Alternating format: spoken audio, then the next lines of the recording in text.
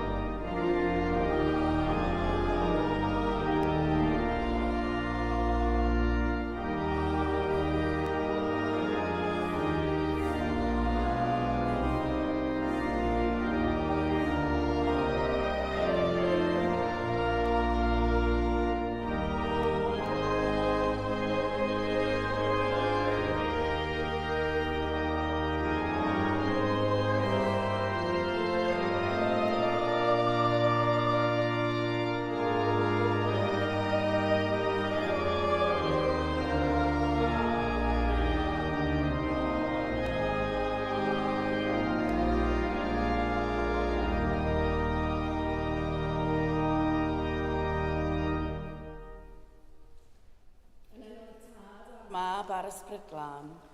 Amen. Gras a thangnefedd a fo gyda chwi. Gadw di yn haniad Crist. Dad Nefel, y mae pob calon yr agored y ti, ni allwn guddio un dim o ddiwrthus. Glanha ni a fflam dy ysbryd glân, mwyn i ni dygaru a ddoddolyn ffyddlon, trwy Crist ein harwydd. Amen. Yng ngrym yr ysbryd glân, ysbryd doeth unib a deall, cyngor a grym a gwybodaeth a gwir ddiwioldeb. Rydym yn dod ger bron Duw, y pethau hynny rydym yn wir edifarhau amdanynt.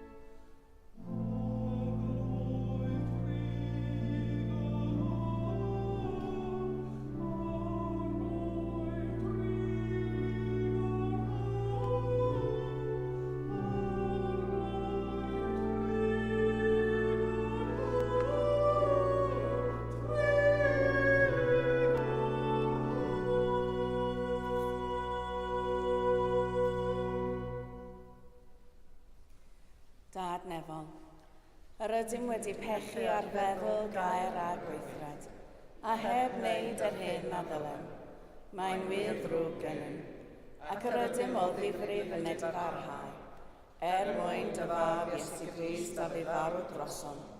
Mae ddeia yn i'r cwbl a'i chleibio, ac arwain ni yn ei ffordd i gerdded fel plant y goleuni. Amen.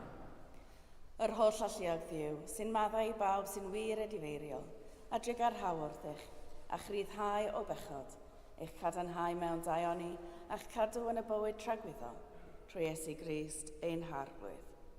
Amen.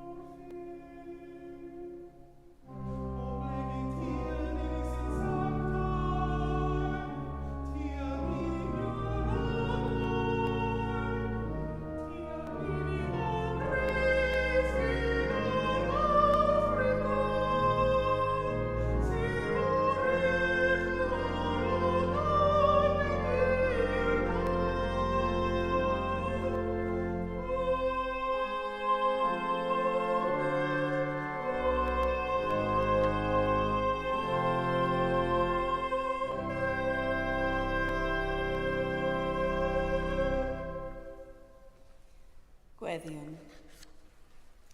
Arglwydd pob nerth a chadernid, awdur a roddwr popeth sy'n dda, plana yn ein calonnau gariad at dy enw, cynydda ynom wir grefydd, meitha ni a phob daioni ac wrth fawr drigaredd, cadw ni ynddynt, trwy Iesu Grist, ein harglwydd, sy'n fyw ac yn ternasu gyda thi a'r ysbryd glân, yn un Duw, yn awr ac am byth.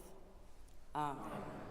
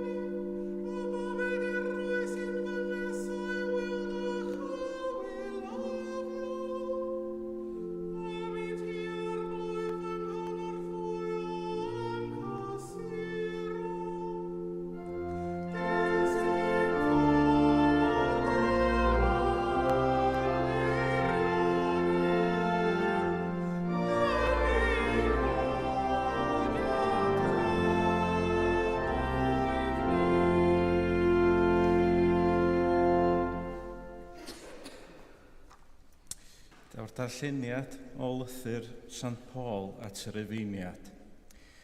Am hynny, gyfeillion, yr ydym dan rwymedigaidd, ond nid i'r cnawd i fyw ar wastad y cnawd. Oherwydd, os ar wastad y cnawd yr ydych yn byw, yr ydych yn sicr a farw. Ond os ydych trwy'r ysbryd yn rhoi arferion drwg y corff i farwolaeth, byw fyddwch. Y mae pawb sy'n cael ei harwain gan ysbryd Duw yn blant Duw. Oherwydd nid ysbryd caethiwed sydd unwaith eto'n peri ofn yr ydych wedi ei dderbyn, ond ysbryd mabwysiad yr ydym trwyddo yn llefain Abba, Dad. Y mae'r ysbryd ei hun yn cyd ystolaethu a'n hysbryd ni, ein bod yn blant i Dduw. Ac os plant, etifeddion hefyd, etifeddion Duw, a chyd etifeddion a Christ. os yn wir yr ydyn yn cyfranogi o'i ddioddefaint ef mwyn cyfranogi o'i ogoniant hefyd. Rwyf fi'n cyfri nad yw dioddefiadau presennol i'w cymharu â'r gogoniant sydd ar gael ei ddatguddio i ni. Yn wir, y mae'r greadigaeth yn disgwyl yn daer am ei blant Duw gael ei datguddio. Oherwydd, darostyngwyd y greadigaeth i oferedd, nid o'i dewis ei hun, ond trwy'r hwn a'i darostyngodd yn y gobaith y cair greadigaeth hithau i'r rhyddhau o gaethiwed a llygreadigaeth, a'i dwyn i ryddid ac ogoniant plant Duw. Oherwydd fe wyddom fod yr holl greadigaeth yn ochneidio ac mewn gwewyr drwyddi hyd heddiw. Ac nid y greadigaeth yn unig, ond yn ni sydd â blaenffrwydd yr ysbryd gennym. Yr ydym ni'n ochneidio yno mewn hunain wrth ddisgwyl am y bwysiad yn blant Duw, sef rhyddhad ein corff o gaethiwed. Oherwydd yn y gobaith hwn y cawsom ein hachub, ond nid gobaith mor gobaith sy'n gweld. Pwy sy'n gobeithio am yr hyn y mae'n ei weld? Yr hyn nad ydym yn ei weld yw gwrthrych gobaith, ac felly yr ydym yn dal i aros amdano mewn amynedd. Dyma eir yr arglwydd.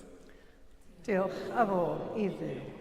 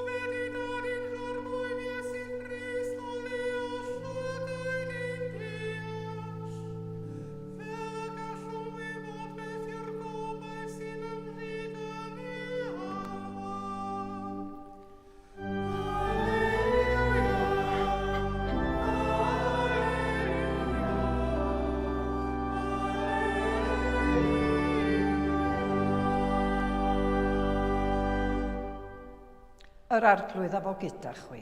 A hefyd gyda fi. Gwrandewch Efengyl Crist yn ôl Sant Mathew. Ogoniant i ti o arglwydd. Cyflwynodd Iesu ddameg arall iddynt. Y mae teyrnas nefoedd yn debyg i ddyn a heodd had da yn ei faes. Ond pan oedd pawb yn cysgu, daeth ei elyn a hau efrau ymysg yr yd a mynd ymaith. Pan eginodd y cnwd a dwyn ffrwyth, yna ymddangosodd yr efrau hefyd. Daeth gweision gŵr y tŷ a dweud wrtho, Syr, ond nid had da a hyaist yn dy faes. O ble felly y daeth efrau iddo? Atebodd yntau, gelyn a wnaeth hyn. Meddai'r gweision wrtho, a wyt ti am i ni fynd allan a chasglu'r efrau? Na, meddai ef. Wrth gasglu'r efrau, fe allwch ddi wreiddio'r yd gyda hwy. Gadewch i'r ddau dyfu gyda'i gilydd hyd y cynheuaf. Ac yn amser y cynheuaf, dywedaf wrth y medelwyr. Casglwch yr efrau yn gyntaf, a'r hwymoch hwynt sypynau i'w llosgu, ond crynhowch yr yd i'm hysgubor. Yna, wedi gollwng y tyrfaoedd, daeth i'r tŷ. A daeth i ddisgyblion ato a dweud, Eglura i ni ddameg yr efrau yn y maes. Dywedodd yntau, yr un sy'n hau'r had da yw mab y dyn. Y maes yw'r byd. Yr had da yw plant y deyrnas. Yr efrau yw plant yr un drwg. A'r gelyn a'i heodd yw'r diafol. Y cynheuad yw diwedd amser. A'r medelwyr yw'r angylion. Yn union fel y cesglir yr efrau a'i llosgu yn y tân, felly y bydd yn niwedd amser. Bydd mab y dyn yn anfon ei angylion, a byddant yn casglu allan o'i deyrnas ef bopeth sy'n peri tramgwydd, a'r rhai sy'n gwneud anghyfraith, a byddant yn ei taflu i'r ffwrnais danllyd. Bydd yn o wylo a'r hincian danedd. Yna, bydd yr rhai cyfiawn yn disgleirio fel yr haul yn heyrnas eu tad. Y sawl sydd â chlustiau ganddo, gwrandawed. Dyma efengil yr arglwydd, moliant i ti o Grist.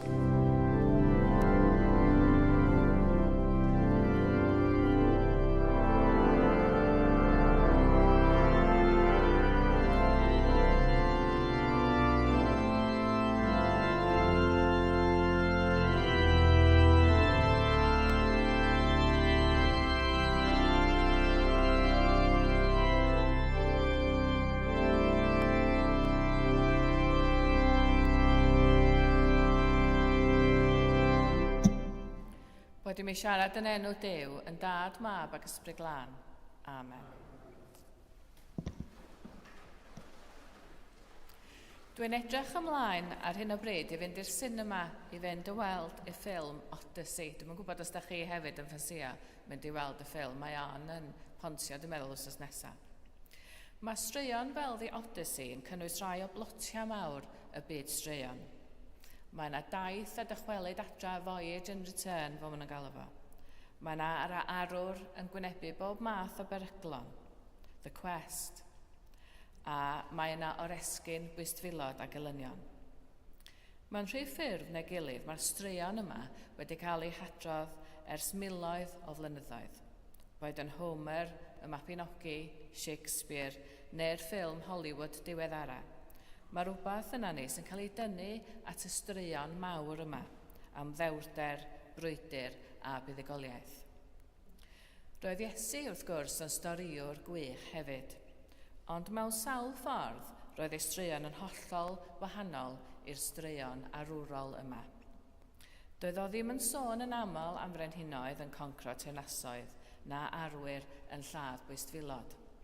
Yn hytrach, roedd o'n sôn am ffermwyr yn hau hadau, gwragedd yn popi bara, gweithwyr mewn gwynllanoedd, masnachwyr yn chwilio am berlau, a bugeiliaid yn gofalu am ddefaid. Straeon cyffredin am bobl gyffredin yn gwneud pethau cyffredin. Ond roedd dyfnder anghyffredin yn y straeon hyn. Damhegion ydyn ni'n ei galw nhw'n de. Roedd damhegion Iesu yn ymddangos yn syml, ond efo dymderoedd yn perthyn iddyn nhw. Maen nhw'n aml yn codi mwy o gwestiynau na maen nhw'n ei atab. Maen nhw'n ein herio ni, ac weithiau maen nhw'n neud ni yn anghyffyrddus. Jyst pan da ni'n meddwl bod ni'n deall be mae Iesu'n trio ddeud, mae yna gwestiwn arall yn codi. Jyst pan da ni'n meddwl da ni wedi dod i waelod y peth, rydyn ni'n sylweddoli bod yna fwy eto i'w ddarganfod. Dwi'n cofio pan o'n i yn byw i fyny yn Llysfaen, cael ymweliad gyda tystion Jehova. Ar ôl chydig, oedden nhw ddim yn dod yn ôl i'n ngweld i, oedden nhw'n yn osgoi fi, ond dwi'n cofio unwaith, nathon nhw ddod i'n ngweld i. Ac oedden nhw'n gofyn y cwestiwn yma i mi, pam bod pethau erchyll yn digwydd yn y byd? A wedyn, nathon nhw ddeutha fi, wel, mae'r Beibl yn rhaid atab i'r cwestiwn yma. Ac i fod yn onast, oedd hyn wedi fy syfdanu fi braidd oherwydd o'n i na hefyd wedi astudio y Beibl, ond o'n i ddim wedi medru ffeindio yr atebion syml yma. Sut mae modd rhoi atab syml i gwestiwn sydd wedi poeni Cristnogion, normal, diwinyddion a thronwyr ers canrifoedd? Pam mae Duw yn caniatáu dioddefaint? Pam mae pobl ddiniwed yn cael ei brifo? Pam mae rhyfeloedd, trasiediau, creulondeb ac anghyfiawnder? Yn sicr, mae'r cwestiynau yma yn heiddi mwy na ryw atab taclus arwynebol. Ac i fod yn onast, mae'n gwestiwn dwi wedi stryglo efo ar hyd fy ngweinidogaeth. Ac ella dyma pam bod yn efengel ni heddiw yma mor bwysig. Mae Iesu'n adrodd stori am Gai, lle mae gwenith a chwyn yn tyfu gyda'i gilydd. Mae'r gweision yn ddryslyd am hyn. Cafodd had da ei hau, felly pam mae chwyn yno? Ac wedyn, daw'r cwestiwn amlwg, pam ddim eu tynnu nhw allan ar unwaith? Os ydyn nhw'n niweidiol, siawns mae dyna'r peth synhwyrol i wneud. ond mae'r meistr yn gwrthod. Os bydd y gweision, medda fo'n tynnu allan y chwyn yn rhy fuan, mae peryg iddyn nhw dynnu'r gwenith allan hefyd. Mae'r gwreiddiau wedi cydblethu. Mae'r risg o newidio'r cnwd da yn rhy fawr. Felly, mae'n rhaid i'r ddau dyfu gyda'i gilydd tan adag y cynheia. Mae'n ddelwedd bwerus iawn. A wedyn y cwestiwn, a mae dameg ydy o, dim y stori go iawn, a felly y cwestiwn ydy pam nad ydy Duw yn dileu drygioni yn syth. Felly tydy Iesu ddim yn rhoi esboniad llawn. Ac mae hynny yn ddoi hun yn ddiddorol. Dydy o ddim yn datrys problem drygioni ar unwaith ac am byth. Yn hytrach, mae o'n cydnabod fod na reality o dda a drwg yn cydfodoli am gyfnod. A mae Duw, cofiwch, yn gweld y darlun llawn a da ni methu gweld hwnnw nadan. A mae'r ddameg yn ein hatgoffa na fydd drygioni yn cael y gair ola. Bydd yna gynheuadd, mi fydd yna gyfiawnder a mi fydd yna farn. Ond nid heddiw yw'r dydd hwnnw. Rydyn ni'n byw yn y canol. Rydyn ni'n byw yn y cae lle mae'r gwenith a'r chwyn yn dal i dyfu ochr yn ochr. Ac ella bod hynny'n ddisgrifiad reit dda o'r bywyd ydyn ni'n ei fyw bob dydd. Anamal iawn mae bywyd yn cael ei rannu yn daclus rhwng pobl dda a pobl ddrwg.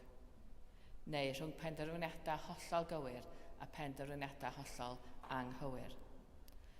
A wrth i mi fynd yn hun, y lleia dwi'n credu mewn atebion hawdd. Mae'r materion mawr sy'n ein gwynebu ni fel cymuned, fel byd, yn gymleth ac yn anodd, rhyfel, newid hinsawdd, tlodi, mudo, marw a chymorth. Mae'r cwestiynau yma a'r sefyllfaoedd yma yn medru edrych yn syml o bell, ond i'r rhai sy'n gorfod gwneud penderfyniadau sy'n effeithio'r filiynau a fywydau, mae pethau'n aml y llawer mwy cymlath. Ac ella mae dyma pam dwi'n teimlo mor gatrefol yn y traddodiad Anglicanaidd. Da ni'n cydnabod fod ffydd yn aml yn golygu byw efo cwestiynau. Da ni'n derbyn nad oes ateb hawdd bob tro. A rydyn ni'n deall bod Cristnogion ffyddlon yn medru anghytuno a'i gilydd. Felly, os fysa yr atebion yn hawdd, mi fysa ni gyd yn cytuno bysan ar bob un mater diwynyddol, ond yn amlwg dydan ni ddim. Oherwydd weithiau does dim atab syml. Ac ella mai dyna'n union mae'r ddameg yma yn ei ddeud wrthyn ni. Dameg ella, dyn ni'n hollol gyfarwydd efo. Wrth i mi ddarllen os yma, ni'n meddwl argan, dwi'n wedi meddwl lot am y ddameg yma ar hyd fy ngyrfa. Oherwydd mae bywyd yn gymysgaf o lawenydd a galar, gobaith a siom, cariad a cholled. Da ni'n profi weithiau harddwch a thorcalon ar yr un adag. Mae'r gwenith a'r chwyn yn tyfu efo'i gilydd. Nid yn unig yn y byd o'n cwmpas ni, ond weithiau yn ein calonnau nina hefyd. Ac eto, rydyn ni'n parhau i ymddiried yn new, hyd yn oed pan nad ydyn ni'n gweld y darlun llawn. Fel mae Paul yn ysgrifennu yn ei lythyr cyntaf at y Corinthiaid, yn awr yr ydym yn gweld fel mewn drych, yn aneglur, ond yna, wyneb yn wyneb. Yn awr yr wyf yn gwybod yn rhannol, ond yna y cafwybod yn llawn. Yn awr felly y mae ffydd cariad a gobaith yn aros, ond y mwyaf yw'r cariad. Dydan ni ddim yn gweld y darlun llawn, dim ond rhan o'r gwir rydyn ni'n ei weld. Ond ydy hynny ddim yn golygu bod ein ffydd yn fethiant. Tydy ffydd ddim yn golygu cael yr holl atebion, mae'n golygu ymddiried yn new gweitha y cwestiynau. Mae'n golygu dal ati i obeithio yng nghanol ansicrwydd. Mae'n golygu gwrthod rhoi'r gorau i gariad mewn byd sy'n aml yn edrych yn ddryslyd ac yn frawychus. Ella nad yw byw gyda chwestiynau yn broblem o gwbl. Y peth pwysig ydy ein bod ni'n byw yn ffyddlon, yn amyneddgar ac yn dosturiol, wrth i ni aros am gynheuaf Duw. Ac yn bennaf oll, fel mae Paul yn ein hatgoffa ni, ein bod ni'n gwneud hynny mewn cariad. Yn enw'r Tad a'r Mab a'r Ysbryd Glân. Amen.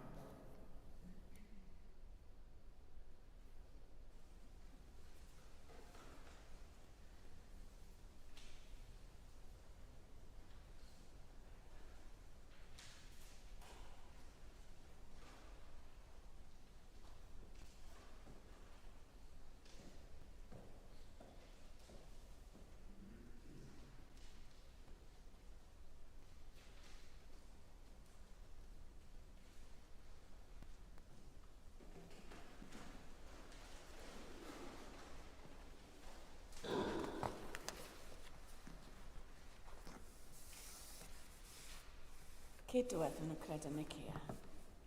Credyn yn un Duw, y Tad a'r holl alluog, gyneithir o neb a dea, ac anweledig. Credyn yn un arglwydd Iesu Grist, unig fab Duw, ac yn hedwyd gan ac Tad cyn o'r holl oesoedd.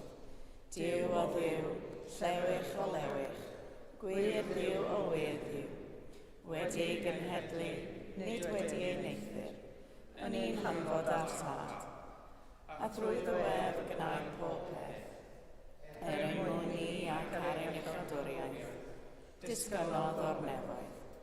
Trwy nedd yr Ysbryd Glân, daeth yn gnawd y fair forwyn, a fe gynaed yn ddim. Fe'i groesulwyd drosom dan Pontius Pilat, dioddefodd angau a fe claddwyd. Atgyfododd y trydydd dydd yn ôl sgyfyla, ac ysgynodd i'r nef, ac mae'n eistedd ddyn hi lawr Tad. A daw drachefn mewn gogoniant sydd yn i'r byw a'r meirw, ac ar ei deyrnas ni bydd diwedd. Credwn yn yr Ysbryd Glân, yr arwydd roddwr bywyd, sy'n deithio o'n Tad a'r Mab, ac yn hyd ar Tad a'r Mab, ac i doddolir ac i gyd o gynefyr, ac y lefarodd trwy'r proffwydi. Credyn yn un eglwys a Gatholig ac Apostolig, cyd na byddwn ni'n beddydd er maddeuant pechadau, a disgwyliwn am atgyfodiad y meirw, a bywyd y bydd sydd i ddyfod. Amen. Gweddiwn dros yr eglwys a dros y byd, a roedd yn ddiolch o Dduw am ei ddewni.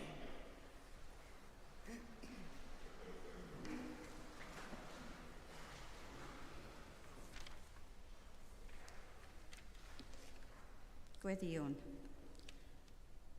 Dad holl alluog, rydym nhw'n gymell yma heddiw i saddoli a diolch i ti am bopeth yr wyt yn ei roi i ni. Gofynnwn yn ostianedig i ti wrando ar ein gweddiau ar gyfer yr eglwys, y gymuned, y byd a'r sawl sydd mewn angen. Arglwydd yn dy dirgaredd. Dad Graslon, bendithia Cherry ein harch esgob, Manon ein esgob etholedig, a holl offeiriad diaconiaid yr esgobaeth. Diolchwn am ei harweiniaid a'i cynhaliaeth. Bendithio pawb sy'n gwneud hi'n bosibl cynnal gwasanaethau a gwaith da ar eglwys. Gwirfoddolwyr y banc bwyd, croeso cynnes, camau bach, doniau, criw deiniol yr ysgol Sul, a holl gymorth sydd ar gael ei roi gan Eglwys y Groes i drigolion yr ardal. Gweithgareddau sy'n dangos ein bod yn barod i gresawu pawb gyda gras a chariad. Arglwydd yn dy digaredd. Dad Graslon, gyfynnw am dyfendith ar ein cartrefi, teuluoedd, cyfeillion a'r gymuned leol. Diolchwn am waith Cyngor Dinas Bangor i wella'r dinas a chefnogi trigolion Bangor trwy fenterau fel Hwb Dinas Bangor. Ar ddechrau gwylio'r ysgol, diolchwn am y rhai bydd yn rhedeg clybiau gwyliau a gweithgareddau i'r plant a phobl ifanc. Yr wythnos hon, rydym wedi gweld gwaith diflino a dewrder ein diffodwyr tân a gwasanaethau brys yn rheoli tannau a losgau ar draws yr ardal, yn difrodi tir, bywyd gwyllt a chynefiniau. Bendithiau hwy a gwarchod y rhai sydd wedi colli bywoliaeth o achos y tannau. Arglwydd yn digaredd. Dad Graslon, gwyddion am heddwch ledled y byd, a thros pawb lle mae aflonyddwch y rhyfel a dioddefaint yn ddiddiwedd. Amddiffyn ni rhag ysineb ac ynghytgord. Dyro ddoethineb i bawb mewn ardudord i weithio tuag at heddwch a chefiawnder gyda gweledigaeth ac amrwmiad ar lles y rhai difreintiedig. Arglwydd yn digaredd. Dad Graslon, gweddion dros y rhai sydd mewn gwendid, estyn cryfder iddynt i wynebu eu problemau neu salwch. Diolchwn am ddefosiwn y rhai sy'n gofalu am yr gwan ac yr anghennus. Cofiwn am y rhai sydd angen i dygymorth yn arbennig Elma, Leslie a Seimon. Arglwydd yn digaredd. Dyw Grason, fel cofiwn y rhai yn anwyl i ni ac wedi ein gadael. Diolchwn i tîm am ei bywydau a'i chariad. Gweddiwn dros pawb sydd wedi colli rhai anwyl, gan weddio bydd dygsur a heddwch yn rhoi cryfder iddynt yn ei galar. Gorffwys tragwyddoldeb oeddynt o arglwydd. Gorffwysed hwy mewn tangnefedd. Da Tregarog. Mwyn dyfawr, gyfer Iesu Grist. Amen.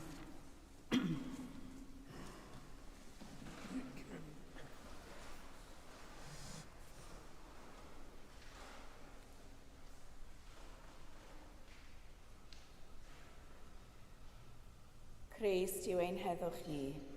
Cymododd ni a Duw mewn un corff ar y groes. Deion ynghyd yn ei enw a rhannwn ei dangnefedd. Tangnefedd yr arglwydd, a fo gyda chwi bob amser. A hefyd gyda chi. Gadewch i ni gynnig arwydd o dangnefedd. Tangnefedd.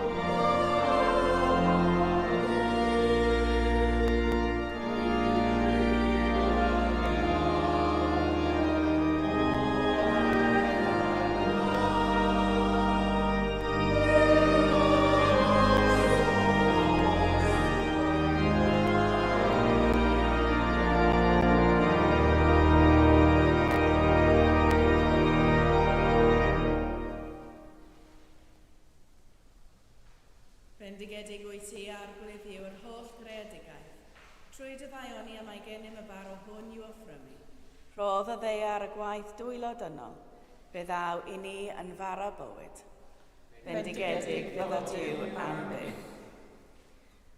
Bendigedig wyt ti arglwydd yw'r holl greadigaeth, trwy dy ddaioni am ei gennym y gwyn hwn i'w offrymu.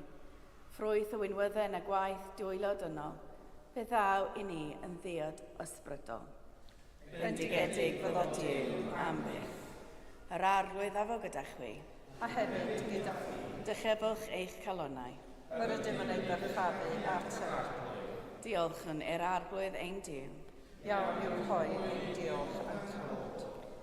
Iawn yn wir, ein dyletswydd a'n llawenydd bob amser ac ym mhob lle, yw diolch i ti, Dad Sanctaidd, holl alluog a byth fywiol Dduw, trwy Iesu Grist ein harglwydd.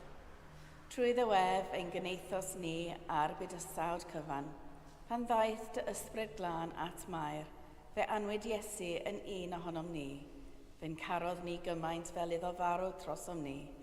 Ar ddydd y Pasg, codais ef o farw'n fyw, gan goncro marwolaeth a'i dregioni am byth. Ar y Pentecost, roddais yr ysbryd glân fel yr addawodd Iesu i'n helpu ni i fyw yn blant i ti. Felly yma ar y ddeiar, a chyda'r angylion ar a chanylion, a phawb yn y nefoedd, molianwn dy enw a chanu.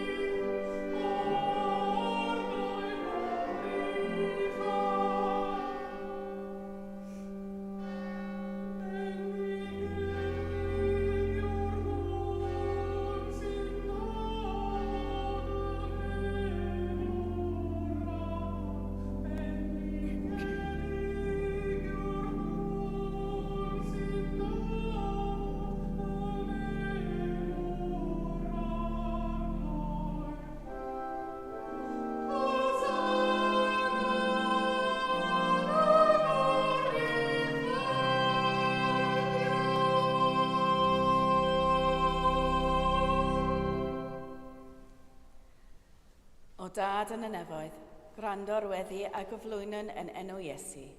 Trwy neth yr ysbryd glân yn dirion fel colomen, bydded y bar o hwn a'r gwyn hwn i ni yn gorff a gwaed Iesu. O Dad, cofion ba'n gafodd Iesu swper gyda'i ffrindiau y noson cyn ei farw. Fe gymerodd y bara a diolch i ti.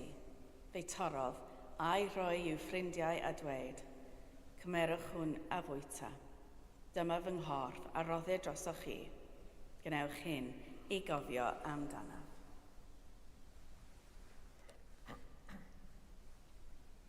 Ar ôl swper, fe gymerodd Iesu y cwpan gwyn, diolchodd i ti a'i rhoi i'w ffrindiau dweud, yfwch o cwpan hwn bob un ohonoch, a mae hwn yw fy ngwaed, yr addewid newydd o gariad Duw.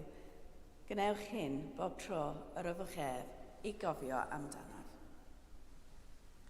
Gyda'n gilydd, cofiwn fod Iesu bob amser gyda ni a dweud, Bu farw Crist, atgyfododd Crist, daw Crist mewn gogoniant.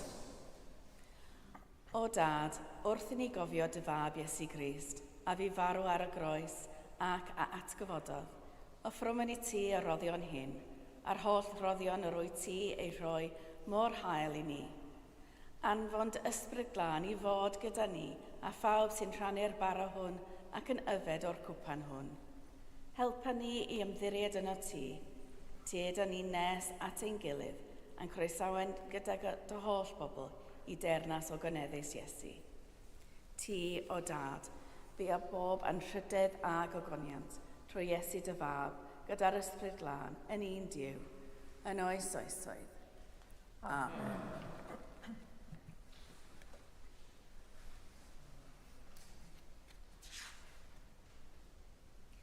fel y dysgodd ein iechawd ni gweddion yn hyderus.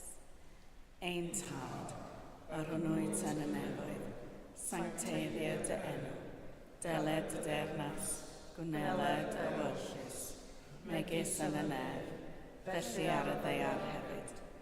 Dyro i ni heddiw ein bara beneddiol, a maddau i ni ein dyledion, fel y maddeuon minnau'n dyledwyr, ac nac arwain ni i brofdigaeth, eithaf gwared ni rhag drwg, cynnig seiddo ti o'r dernas, a'r gallu a'r gwyniad, yn oes oesoedd. Amen. Yr ydym yn torri'r bara hwn i rannu yng nghorff Crist, yn un ein llawer, un corff ydym, gan ein bod ni oll yn rhannu'r un bara.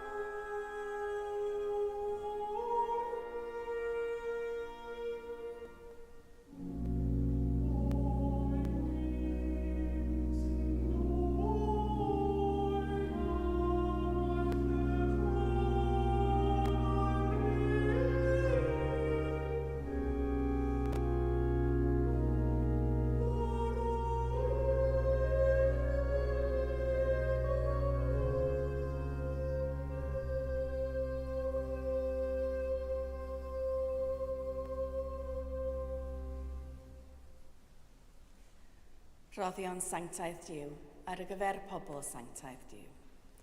Y mae Iesu Grist yn sanctaeth, y mae Iesu Grist yn arwydd, gogoniant Duw dad.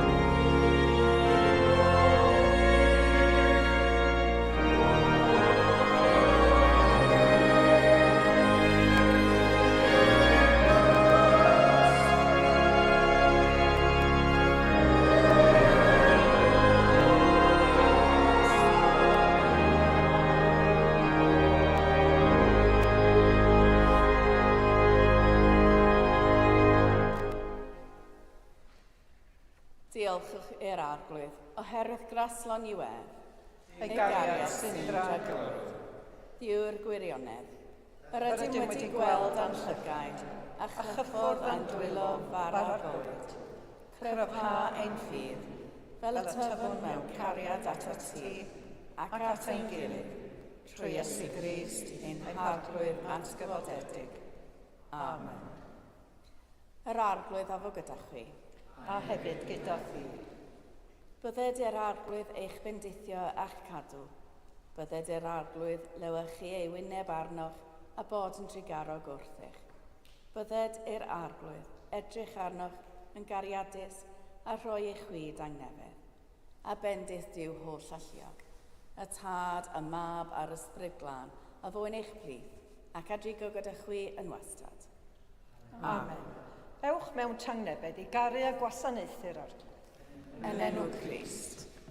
Amen.